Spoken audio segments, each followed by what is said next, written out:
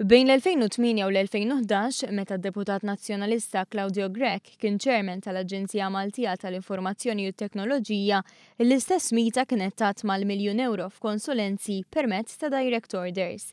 Matul dawn l-4 snin, il-mita tat 100 kuntratt ta' konsulenza, 80 minnhom ingħataw permezz ta' direct order. L-opinjonista nazzjonalista Andrew Borg Cardona u d-ditta legali Fenech and Fenech fejn taħdem Anne Fenech kienu fost dawk li nataw kuntratti permezz ta' direct order. Dawn id-dettalji ħarġu fi-storja fil-kulħadd. Fil-perjodu li Claudio Grech kien chairman tal-mita li kienet taqa' taħt l-eks Ministru Nazzjonalista Austin Gatt, huwa kien tħallas ma' 60,000 euro. Dan fl-istess waqt li l-mita ħallset mal-25,000 euro f'kiri ta' karozzi għal Grech u l-ispiża fuq il-fuel laħqet is-6,000 euro.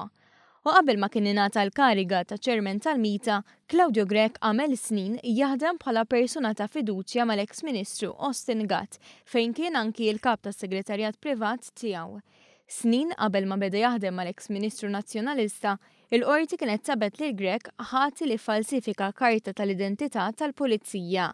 Claudio Grech illum huwa Shadow Minister ta' Simon Busuttil dwar l-ekonomija.